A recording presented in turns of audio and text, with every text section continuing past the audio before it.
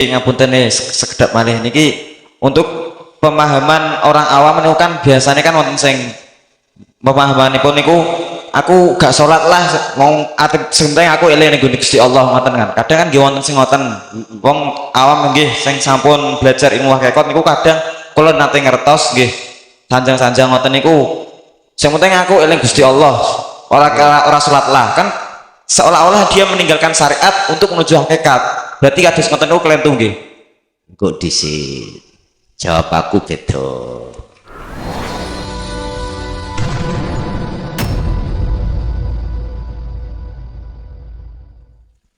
Assalamualaikum warahmatullahi wabarakatuh. Mohon maaf sebelumnya, saya di sini ada 3 pertanyaan yang akan saya sampaikan. Pertanyaan yang pertama yaitu tentang penjelasan syariat, thariqat dan hakikat. Niku penjelasannya pripun dan tahapan-tahapannya itu bagaimana? Apakah bisa lepas antara syariat, thariqat dan hakikat itu? Apakah bisa lepas? Bukannya saling nyambung-nyambung niku. Dan untuk pertanyaan yang kedua yaitu sholat secara syariat dan sholat secara hakikat itu bagaimana? Dan untuk pertanyaan yang ketiga, tadi dalam hadis kan menyebutkan seperti halnya yang beliau sampaikan jenengan tadi sanjang niku solu kamaru aitumuni usolli, sholatlah kalian semua seperti halnya kalian semua melihat aku, bukan seperti aku sholat, tapi seperti kalian semua melihatku. Dan itu penjelasannya bagaimana? Mungkin itu saja dari saya. Assalamualaikum warahmatullahi wabarakatuh. Waalaikumsalam warahmatullahi wabarakatuh. Pertama apa tadi? Tentang syariat, hakikat dan thariqat. Syariat iku apa sih? Syariat iku umpama tak ibaratno kapal. Thariqah iku kendaraan. Hakikat iku tujuan. Syariat itu semua ilmu yang dibahas tentang bagaimana cara ke Allah. Iku syariat. Thariqah iku jalan. Lewat apa thariqah? Jalan sampean wujuding nglakoni salat iku thariqah. Tujuane hakikat sampai nang di mesti madhep ketemu Allah. Kebanyakan ilmu sing kanggo madhep nuju nang Allah gak dipahami, gak didapatkan. Apa bisa jenengan iku bertemu Allah? Gak bisa. Laksana saya bawa banner di depan rumah saya, siap menerima reparasi televisi rusak. Ilmu untuk menuju makrifat yang disebut hakikat elektro itu tidak kuasai. Datanglah berbondong-bondong orang membawa TV rusak, tak dandani. Jadi betul. Ketika tak dandani, berhubung saya tidak ada manajemen sains atau ilmu elektro, syukur tak soder iki be basa wis kesambung tak setel. Yang murup bukan TV ini metu gambare tapi metu belu alias kopong karena tidak berdasarkan ilmu. Kalau syariat itu adalah minangka kapal, thariqah jalannya, hakikat itu tujuan, betul-betul iki tujuannya, berangkatlah kapal itu melewati jalan. Apa tujuannya? Makrifat. Hakikat tujuan nuju nang makrifat. Apa tujuannya? Menyeberang laut ini, saya mau pengen beli toko raket badminton. Nah, adanya di sana. Kalau sudah betul-betul dilewati nang toko kuwi terus ketemu nak nggone sing dodol ketemu rakete iki jenenge makrifat. Kalau ngelmu untuk menuju ke sana itu tidak kita genah nih, tak mungkin. Kalau toh masalah syariat itu adalah kapal, thariqah itu jalan, nggak ada hakikatnya. Sampean nggawa kendaraan nang dalan gak duwe tujuan. Nang ndi ku jenenge?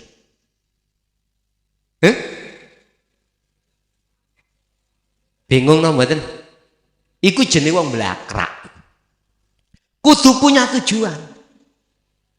Syariat oke, thariqah oke, tujuanmu hakikatmu gak ono. Gak mungkin lah kuwi sok sampak nang Allah. Estu gak iso. Bukti di lapangan, ayo dipraktekno nang atine dhewe.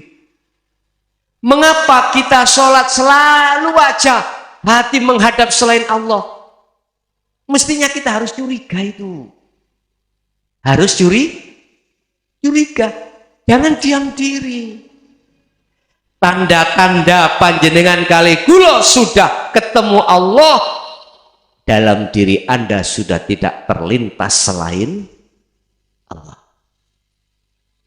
Nyun sewu, estu nyun sewu. Fakta di lapangan memang seperti itu, Pak. Iki pada kula, duka nek pada panjenengan, mungkin panjenengan lain lagi aku ya gak ngeri. Wis gak kadek ngelmu hakikat nang marifat, jenengan wis iso marifat Allah, aku ya gak ngerti. Iki kula ngomong nang diri saya praktek kenyataan. Saya alim ilmu syariate, thariqahe, hakikate nggak ada nuju makrifat. Kula salat niku sik kelingan wong wedok. Lho wis tuh, jujur kula. Sik kelingan anak, kelingan bojo. Mungkin jenengan tidak, aku ya gak ngerti gitu. Lah, iki ketulusan hati saya mengatakan kejujuran seperti itu. Tapi saya yakin rumus mengatakan siapapun tanpa hakikat makrifat nggak akan bisa sampai pada Allah. Wis, pertanyaannya lagi, apakah kalau sudah sampai makrifat cara syariate harus ditinggalkan? Nah, ngaten nggih. Sampean mrene mang laksana syariate sepedaan motor. Dalane sampean lewat embong. Hakikati tujuan sampean tolabul ilmi. Makrifati wis ketemu rene, wis duduk manis kalih kula, aku takok sepeda sampean ndi? Sampean tinggal nih apa sampean parkir? Bahasane nek ditinggal nih iku kurang penak. Diparkir. Artinya piye? Rasulullah ketika sebelum beliau itu sampai terhadap Sidratul Muntaha mustawa, buroke ya sik melok, malaikat mukarrabin ya sik digawa. Basa detik-detik ke mustawa, semuanya itu parkir. Bahasa parkir, engko digawe maneh mulih. Lah ngoten nggih. Lah nek gak mulih gak kanggo, nek gak digawe maneh mboten kanggo. Artine jenengan ati kok wis makrifat datang Allah di musyahadah kok ya Gusti Allah mateni sampean kali kula ning mriku berarti syariat wis gak kanggo. Wong mati ya. Terus Bapak Ibu, di tengah masyarakat itu ada dua sistem, Pak. Untuk bisa sampai pada Allah. Pertama sistem majdubun, kedua sistem wasilun. Sistem majdubun nanti diletakkan Allah di makom khos. Wasilun di khawasul khawas. Tengerian apa? Nek majdubun akale iku dibuang Allah alias majnun ataupun gila. Akalnya dan hatinya sudah dilepas Allah tentang urusan makhluk, urusan dunya. Wong iki berarti wong jadab wajib sholat syariat? Ndak. Tapi nek memakai wasilut diletakkan Allah di khawasul khawas, akal iki sik tetap berinteraksi dengan urusan dunia, interaksi dengan urusan makhluk, tapi hati sudah dilepaskan dari itu semuanya, hanya bercinta pada Allah. Ya niki Pak sing kula maksud napa jenenge keseimbangan antara hukum syariat dan hakikat. Artinya jasad bener ngelakoni syariat tapi bagi dirinya wis gak lungguh syariat, lungguh hakikat nuju makrifat. Sehingga ketika sholat, ketika melakukan apapun, dalam hatinya tidak mengakui dirinya makhluk yang berperan, tapi Allah Subhanahu wa ta'ala. Niki nek diadapno wong syariat fakot saged diterima. Mesti nggawa tablek fatona amanah sidik. Nek majedub mboten diwenehi sifat niku wau. Laqad kana lakum fi Rasulillahi uswatun hasanah, seperti Kanjeng Nabi diselehi nang nggone khawasul khawas. Lah iki berarti kendaraan diparkir. Engko didukno nang ngene makom mukasyafah, didukno ning makom mukhadara, tapi atine tetep ana musyahadah. Jasad boleh di mukasyafah, jasad boleh di mukhadara, tapi ruh tetep di musyahadah. Iki kelakuane cirine khawasul khawas karena memakai sistem wasilun. Lah kira-kira sampean milih ndi? Nek sistem wasilun prosesnya ada pendidikan ilmu, pendidikan laku sampai makrifat Allah. Nek majedubun enggak Pak, kak adik pendidikan ilmu wis kuwi tak titipi dzikir iki entekno bendetik nuju nang Allah. Wis ngoten tok. Nggih niki ndadekno jare wong jaba ngadekno gendeng. Terserah sampean pilih ndi. Terserah jenengan. Wis. Terus maneh yang berkenaan dengan selu kama raaitumuni, kaya oleh kuwi weruh. Tumuni kaya apa oleh aku salat. Bagaimana Anda tahu? Wong Anda tidak pernah tahu Rasulullah. Secara langsung sampai kali kula niki mboten menangi zamane Rasulullah, akhirnya ya orang ngerti langsung Rasulullah mboten. Tapi ingat, di situ ada tabi'in. Tapi sing asolihin lho ya. Nek gak asolihin mboten mungkin. Mboten mungkin. Salat sira kaya oleh ngerti kaya apa oleh aku salat. Bagaimana mungkin Anda akan tahu langsung salatnya Rasulullah? Kita bukan sahabat, kita gak jamani. Kita akan tahu lewat tabi'in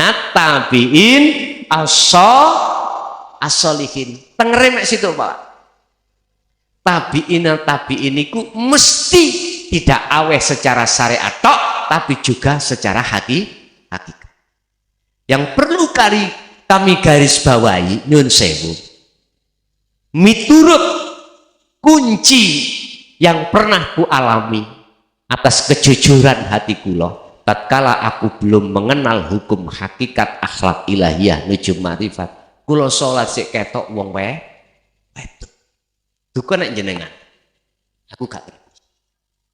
Iki rumus dalam salatku, sik kelingan, sik roh pasar, sik nyawang, masya Allah. Niki dalam ayat dikatakan salatmu jangan bersiul. Diisyarono seperti itu. Makanya sampai dolei ayat sing ngebabno masalah salat.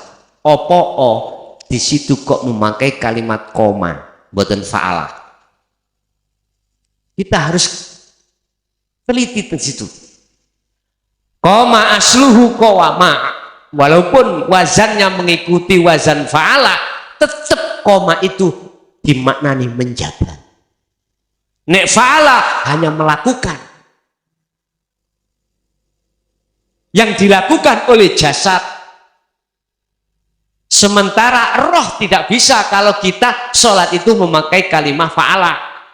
Kalau memakai kalimat koma, menjaga, berarti hatimu terjaga daripada kepentingan hawa nafsu yang menjadikan hati ini lalai pada Allah.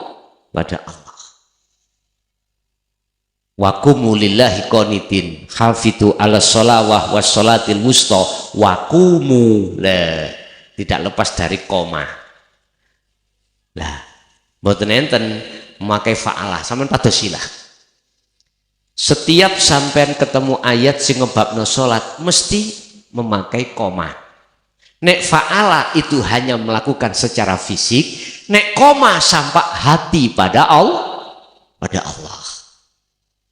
Bis. Untuk selanjutnya, bagaimana sholatnya secara hakikat? Kalau kita bicara sholat secara syariat sudah dididik di dalam hukum syariat, jasad ini melakukan diawali takbir, dibungkasi salam. Bagaimana miturut pandangan hakikat sholat itu? Sampai buka dalam surat yang mengatakan wa ma khalaqtul jinna wal insa illa liya'budun. Wa qala aidan wa ma umiru illa liya'budullaha mukhlishina lahuddin hunafa'a wa yuqimus shalah wa yutuz zakat wa dzalika dinul qayyim. Ana qayyime, lewat agama yang lurus inilah Anda akan bisa menyembah pada Allah. Status illa liya'budun itu adalah ruh. Ruh tidak diperintahkan minum, ruh tidak diperintahkan untuk nyun sewu, makan, bekerja, enggak. Illa liya'budun artinya jasad melakukan hukum syariat model koyo opo silakan, tapi hati harus tetap ngabdi nyembah. Bahasa sederhana sholat nang Allah.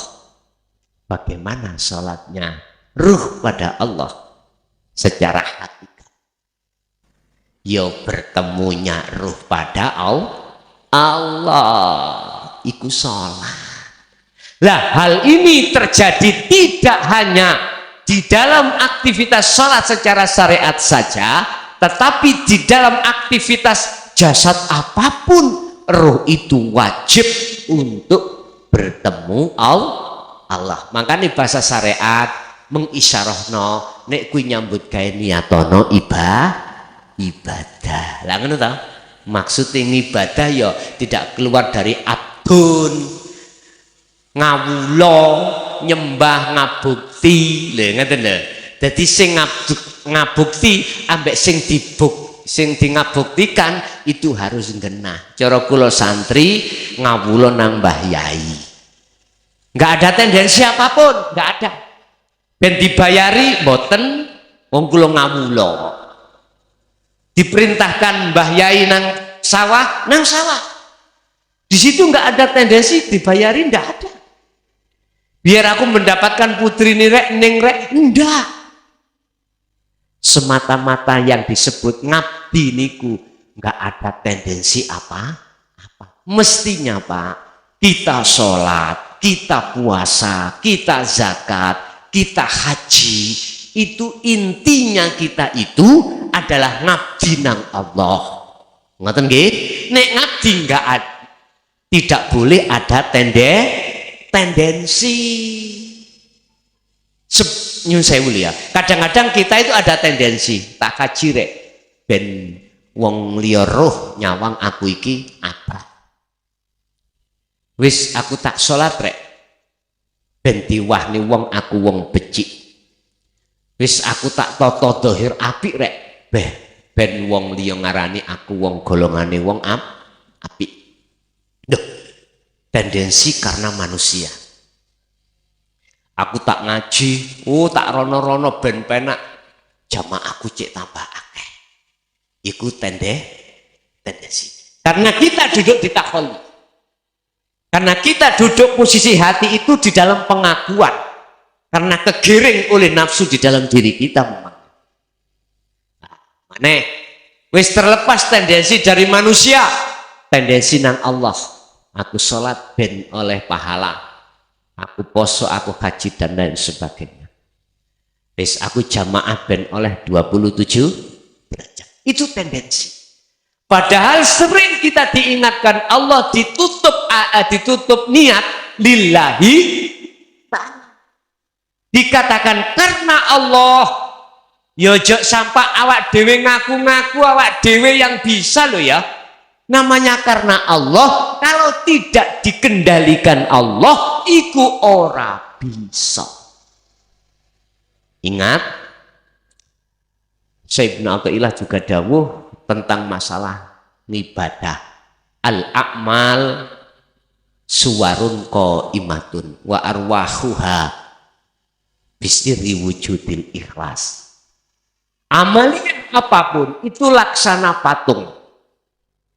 Patung itu iso dijak ngomong mboten. Patung iso kena dijak tulung mboten. Saged nulungi mboten. Mboten. Nek ora percaya nanggone Mojokerto ning Trowulan ana bunda tidur. Sampeyan mrono, bunda njok duwite diwenehi. Sampeyan jak komunikasi saged ngomong. Mboten. Iku hakikate makhluk itu seperti itu.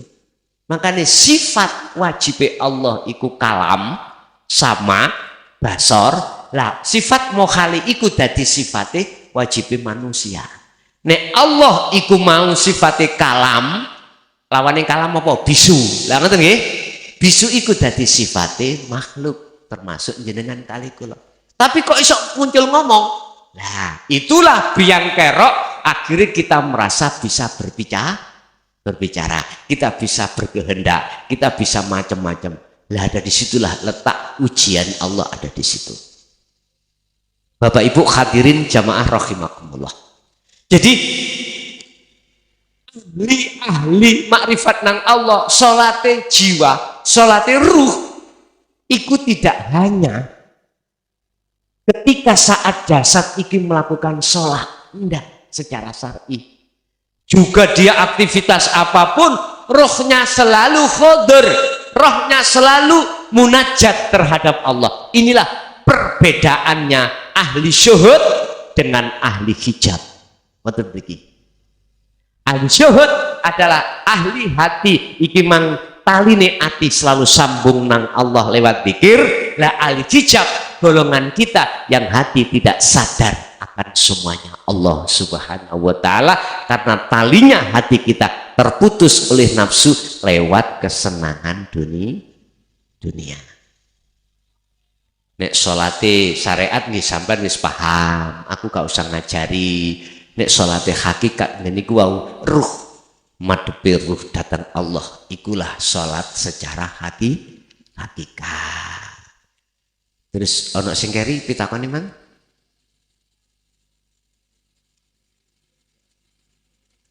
Tolong mikir.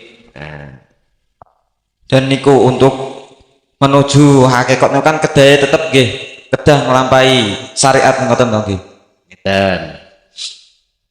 Apa sih syariat iku? Tampilan fisik. Aktivitas tampilan fisik.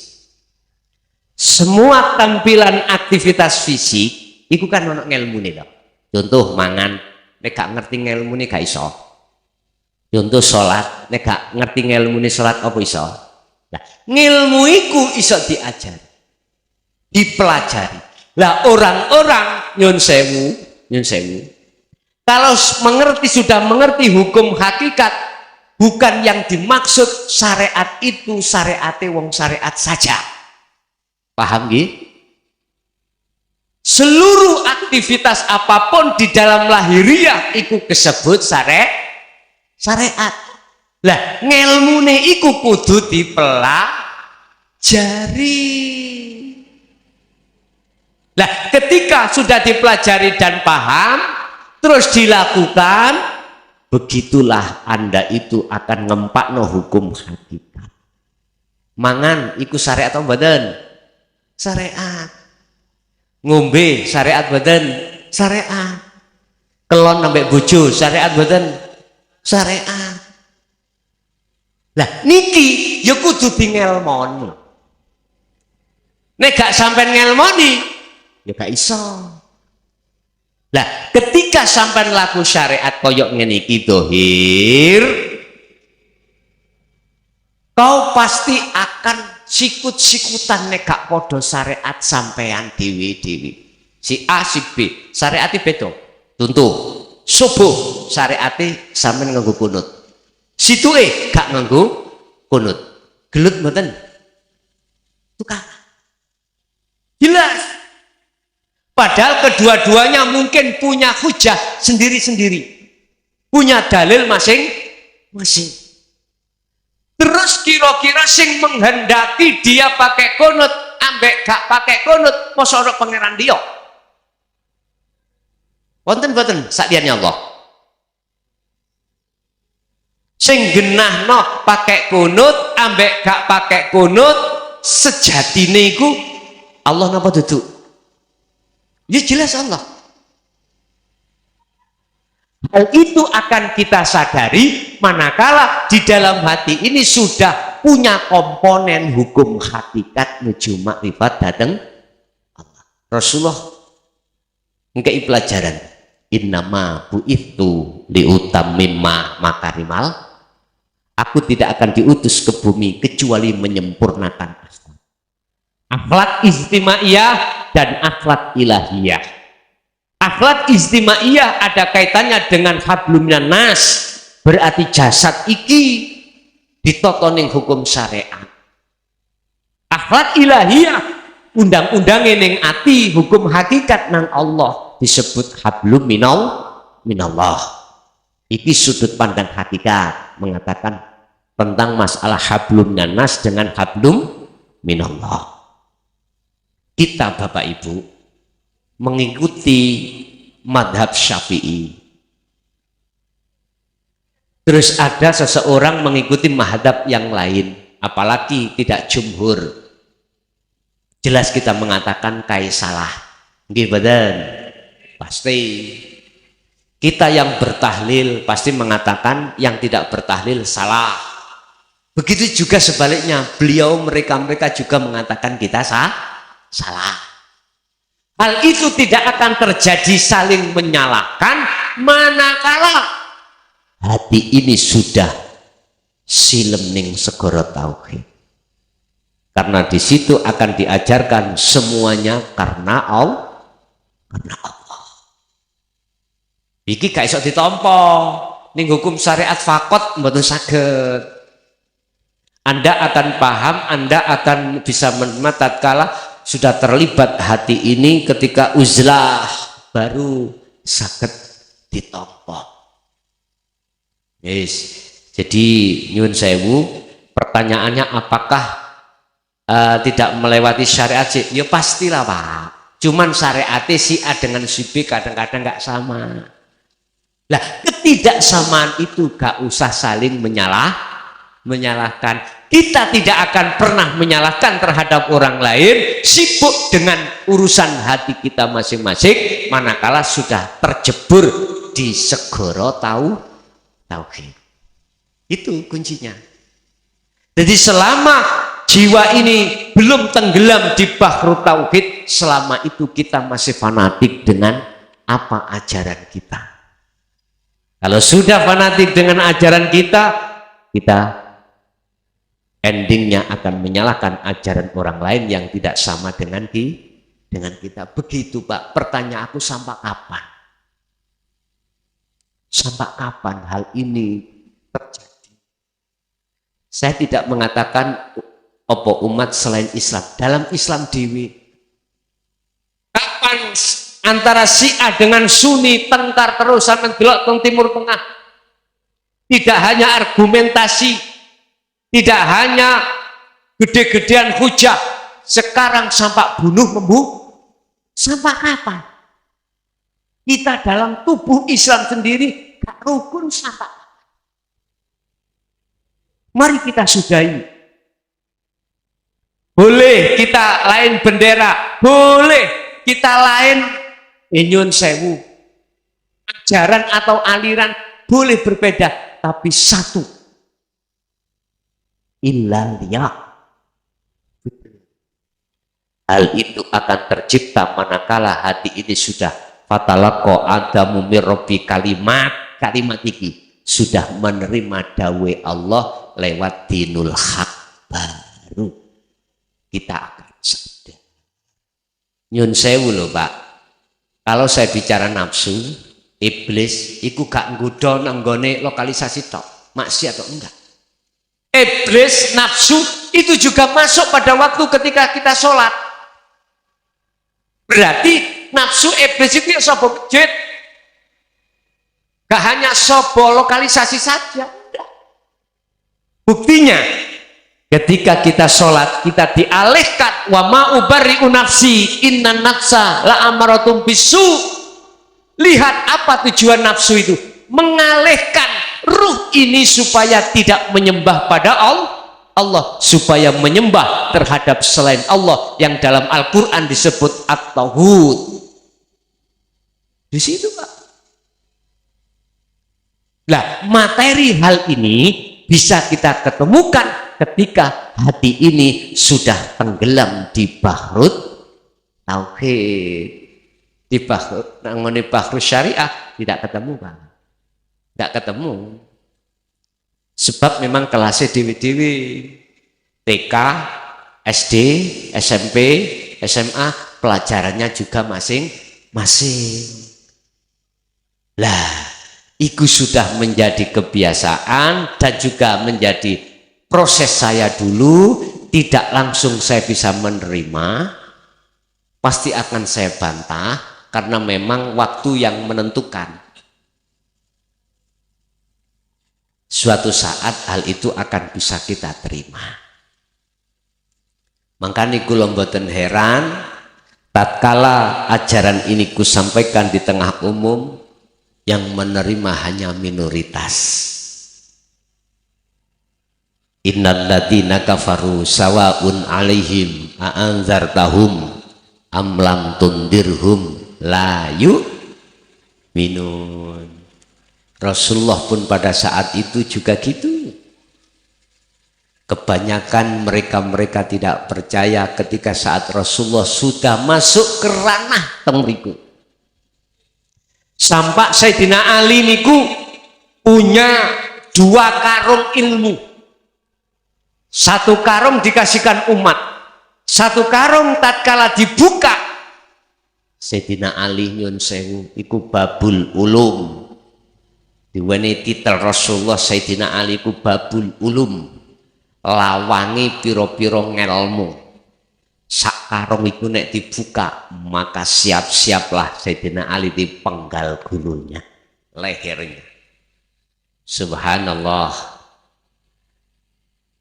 Memang semuanya ada resiko, padahal itu takwil, padahal itu punya takwil, maksud dan tujuan. Ngene Pak, kula niki ngebabno masalah ajaran iki mulai tahun 2000 sampai 2005. Seingat saya itu sembunyi-sembunyi. Jadi yang mendengarkan itu terbatas dan di tempat yang khusus. Teng mriku ana dawuh konsekuensi tatkalane gak sembunyi-sembunyi alias digelar ning umum. 2006 sampai detik niki kula niki sudah ibaratnya ngalami berbagai cacian, makian, bahkan hujatan, itu sudah biasa. Saya berpegang teguh dengan surat Al-Baqarah ayat 256, la ikraha fiddin. Tidak ada paksaan untuk mengikuti ajaran dinul haq niku, dinul tauhid. Ndak. Artinya Apa yang kami sampaikan tatkala seseorang itu tidak mau untuk menerima alias la yu'minun, saya nggak boleh sakit hati. Saya akan tidak sakit hati tatkala saya melihat siapa yang menghendaki itu. Semata-mata Allah Subhanahu wa ta'ala baru bisa. Ingat zamannya Nabiullah masuk di kaum Taif. Mayoritas seluruhnya itu kaum Taif menolak. Tidak hanya menolak, bahkan menghujat Rasulullah min jinnah. Rasulullah dilekno gabungane wong gendeng, ajarane sesat lan sak pituruti. Bahkan tidak cukup sampai di situ, Rasulullah diantem kotorane unta dengan batu dan lain sebagainya. Sampai malaikat Jibril sahabatnya itu iba dan mengatakan terhadap Muhammad, ya Muhammad, umatmu Taif iku tak blekne gunung Uhud piye? Rasulullah jawab piye? Ojo. Sapa ngerti sekarang deku gak iman, gak percaya, sok diangen-angen mbuh setahun rong tahun iku sadar. Nek gak ngono bek-beke anak putune iku gelem ikut aku. Loh, sampai di situ Rasulullah. Hal ini akan bisa terjadi terhadap panjenengan manakala panjenengan yang menjadi dai iki betul-betul melihat Allah. Tapi nek gak melihat Allah, yus ngamuk Pak. Kadang-kadang sampak ngesot, ngerti ngesot nih? Ngerti ngesot? Niko lho. Nyumpahi niko lho. Kadang-kadang seperti itu.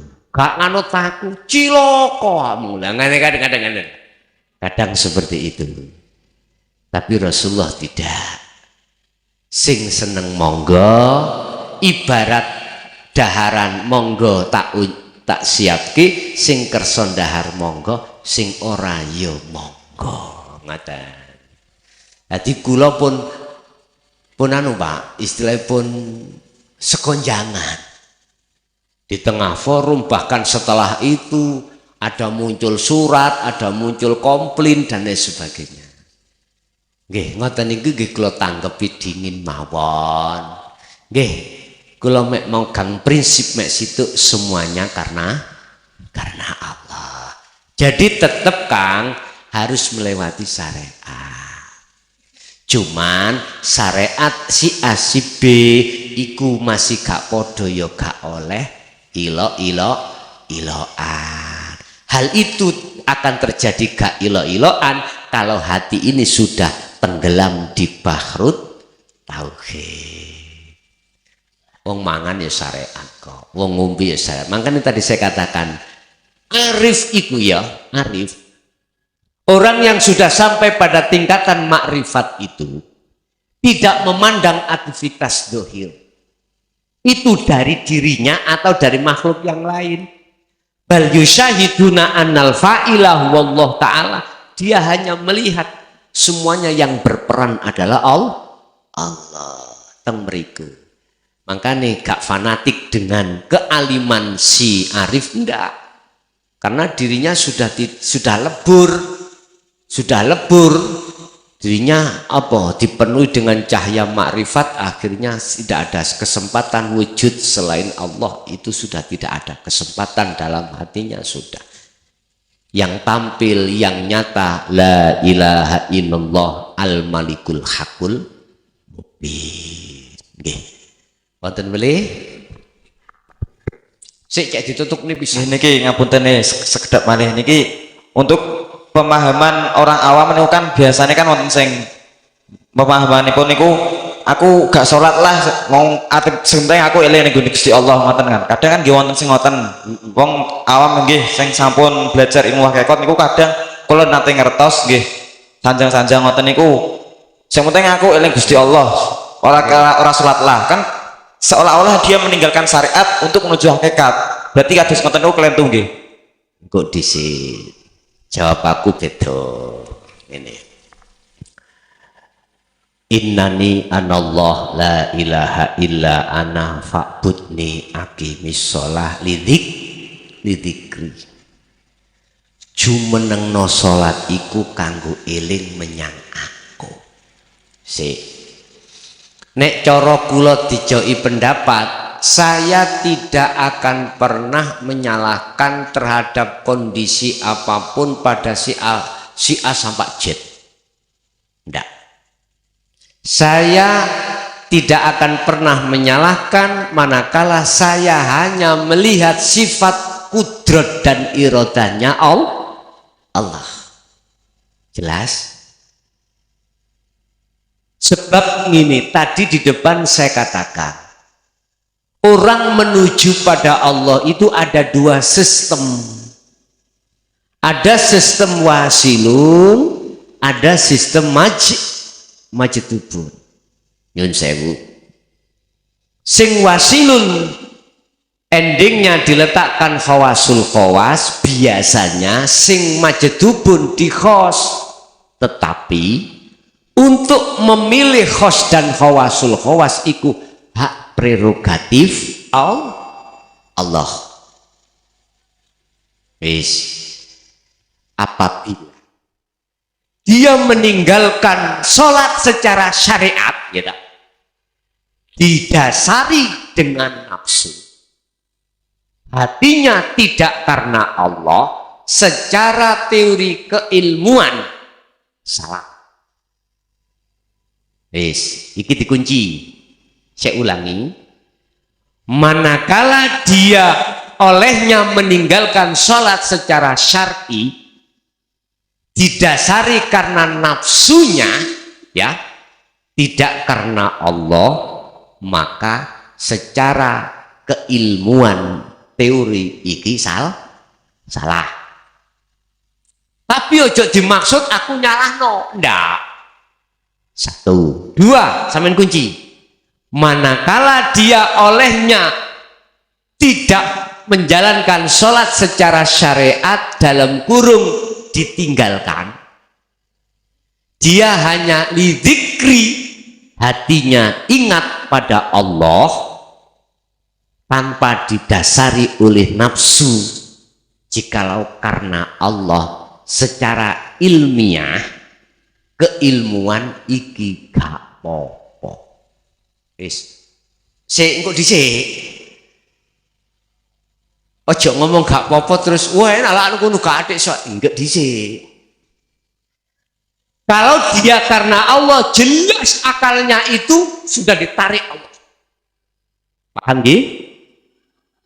Berarti kan majdubun. Wong akale ditarik. Sebab akal iki digawe lahan nafsu untuk memprovokasi hati. Contoh iki. Ono arek cilik rame. Nafsu ngomong nang akalku. Son. Iki nafsu ngomong nang akal. Aranono sing rame iku arek cilik.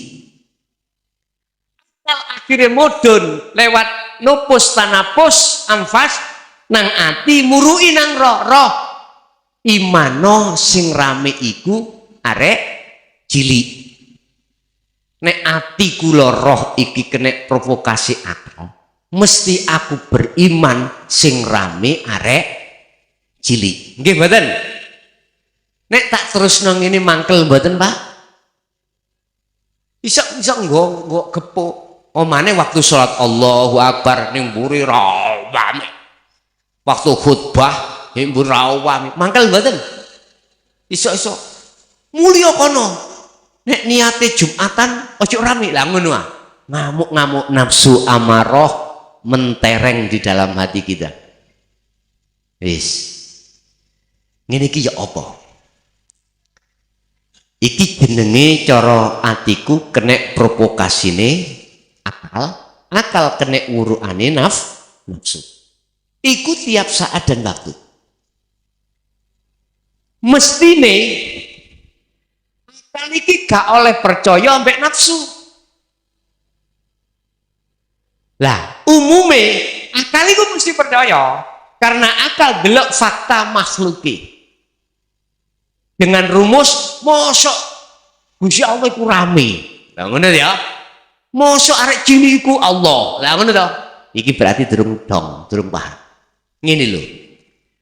Ati iku manakala ana filter. Filtere ati adalah takwa. Takwa iku ilmu amal istiqomah di dalam zuhudnya. Ati iki gak percaya, roh iki gak percaya ambek bisikane akal. Sing teko nafsu. Karena dindinge ati ku wis gak ono, pasti gak ndelok arek cilik. Ndelok yang berperan siapa? Allah. Hidup. Ini nggak bisa diterima di kalangan syariat. Karena syariat mengatakan melihat itu makhluknya. Kalau hati melihat Allahnya. Faktane wong sing digendelok mripat dohir arek cilik akhirnya tujuane mosok arek cilik ku Allah. Ngono iku. Padahal kalau hati yang dibuat lihat apa mata hati ainul basyirah imanul haq. Tanpa Allah hidup bisa arek cilik ngomel. Berarti mata hati harus melihat Allah, mata dohir melihat makhluki. Iki berarti ono keseimbangan. Akhirnya nggih mboten mangkel ning ati. Oh iya. Engko lah ono masane leren ya leren dhewe kok ya anu. Bapak Ibu, ada ketidakfahaman kita sebagai umat umum atas pelajarannya al-khalat utawa pelajarannya Syekh Siti Jenar. Kita orang awam pasti menuduh bahwasanya Siti Jenar itu ngaku-ngaku sebagai itu Tuhan. Karena apa? Kita orang iku ndelok iku makhluk. Kan bahasane persis nonggone surat At-Thaha ayat 14. Innani anallah. Ya aku iki Allah. Lah ngerti dah. Lah, ketika kita golongan melihat yang bersuara itu adalah al-khalat, kita menuduh al-khalat itu ngaku-ngaku menjadi itu Tuhan. La fi jubbati illallah. Tidak ada di dalam jubah iki kecuali Allah. Kita melihat makhluk al-khalat. Padahal kondisinya ati al-khalat itu sudah kefanaan dirinya sebagai makhluk. Itulah nafi isbat. Akhirnya ngucap dilosai ana al-haq. Seperti itu. Subhanallah. Sebetulnya iki dilarang yo gak dilarang yo dilarang. Artinya piye? Pasti ada di situ ketidaknyamanan bagi kita sebagai golongan karena golongan itu memandang makhluknya, padahal yang terjadi pada diri beliau sudah kefanaan al-khalatnya sehingga hidup itu yang memunculkan. Bapak Ibu hadirin, ini nanti akan menjadi kontradiksi, dan ini tidak akan menjadi kontradiksi manakala golongan kita yang ada di mencoba untuk belajar di situ. Nek cocok diterusno, nek gak cocok gak terusno. Begitu juga golongan yang ada di hakikat saja, mestinya harus juga memahami hukum syariat. Jadi di situ nanti ada keseimbangan. Hal ini terjadi nek jenengan memakai sistem wasilun. Maka sistem maju itu pun buatan sakit Pak. Jadi kembali kepada sholat yang ditinggalkan mau tak ringkes nek gendeng yo gak popo. Paham? Nek gendeng gak popo, nek gak gendeng gak oleh. Paham nggih? Ngoten nggih. Bapak Ibu hadirin jamaah rahimakumullah. Monggo kita tutup sarana doa. Semoga nopo ingkang sampun diwedhat dening Allah estu bisa merasuk di dalam hati dan bisa kita amalkan di dalam aktivitas syariat kita sehari-hari.